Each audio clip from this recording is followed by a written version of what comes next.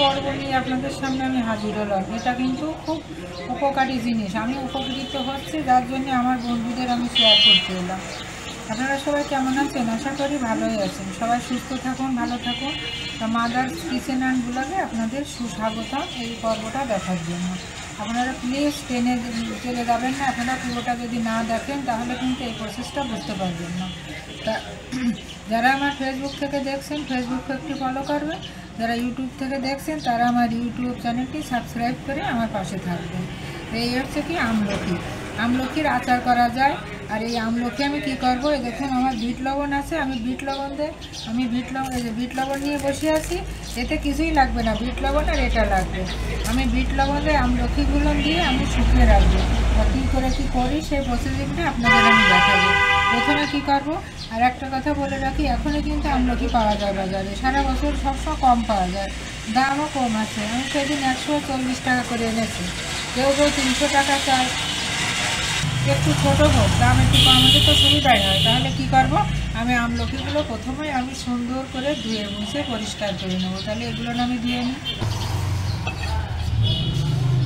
দেখুন বন্ধুরা, আমি ধুয়ে নিয়ে আসছি। আর গায়ে এগুলো কিন্তু দেশি আমলকি তো, আর 2-4 দিন হয়ে গেছে, যার কারণে এরকম। তো আর আমি এরকম সাদা কাপড় নাই বা টাওয়েল গায়ে হোক বা টিস্যু পেপার হোক বা পুরাতন কাপড়, পরিচ্ছন্ন কাঁচা ধোয়া কাপড় দিয়ে আপনারা এইভাবে একটু মুছে নেবেন। এই গায়ের যে জলটা আছে না, এই জলটা একটুখানি মুছে নেবেন, কেন বিট লবণ মাখালেও তো এমনি তো জল বেরোবে।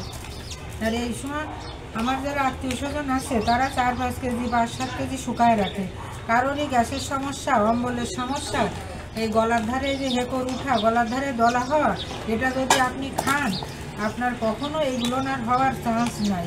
এটা আমিও কিন্তু খাই, তাই আমি শুকাচ্ছি। আমি আরও শুকাবো, আরও কিনে এনে আরও শুকাবো। আমি অল্প দিয়ে শুরু করলাম, কেননা আমি ভিডিও দেখানোর জন্য আজকে আমি অল্প কয়টাই আনলাম। আমি দেখুন আমি জলটা শুকিয়ে নিলাম। তাহলে সুন্দর করে জলটা শুকিয়ে নেবেন, নিয়ে এবার আমি আমলকিগুলো এবার আমি কাটবো। তা দেখুন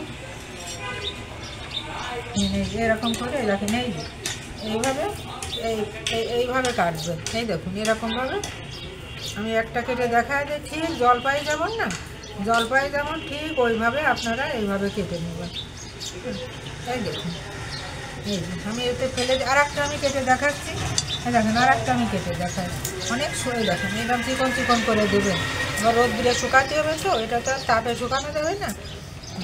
এইভাবে আপনারা চিকন করে কেটে আপনারা শুকিয়ে নেবেন। তাহলে আমি পুরো আমলকিগুলো সব কেটে নিয়ে আসি, কোনো কষ্ট না। এভাবে আপনারা একটু কষ্ট করে রাখবেন করে, আর নিজে সুস্থ থাকবেন, ওষুধ খাওয়ার হাত থেকে অন্তত বেঁচে যাবেন।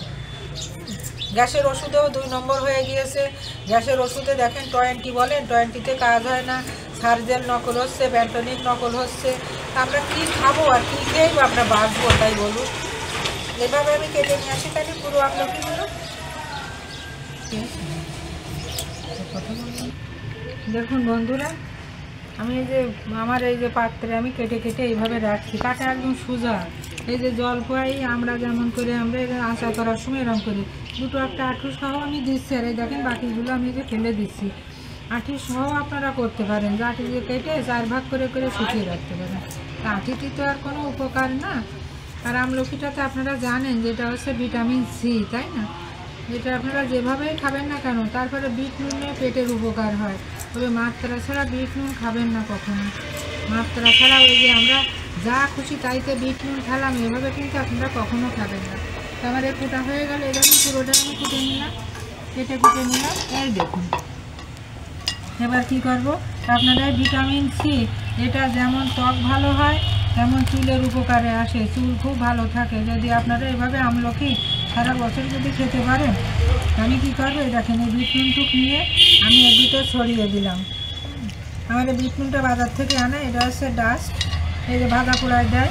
আমি এইভাবে ছড়িয়ে দিয়ে আমি বিট নুনটা এভাবে মাখিয়ে নেব। মাখিয়ে নিয়ে আমি আর একটা বড় পাত্রে মেলে দেবো। হ্যাঁ, মেলে দিয়ে 8-10 দিন আমি রোদ্দুরে দেবো। 8-10 দিন রোদ্দুরে দিয়ে আমি শুকিয়ে তারপরে আমি বয়ামে ভরবো। হ্যাঁ, ততদিন কিন্তু আমার সঙ্গেই থাকতে হবে, তাই না? তাই 8-10 দিন পরে আমি করবো, একটু লবণ দেবেন, যাতে এটা তো টক, আমলকি তো টক, যারা খেয়েছেন তারা সবাই জানেন যে আমলকি টক। তো এভাবে দেখুন আমি শুকিয়ে নিলাম। এবার আমি একটা পাত্রে আমলকিগুলো নেড়ে দেবো।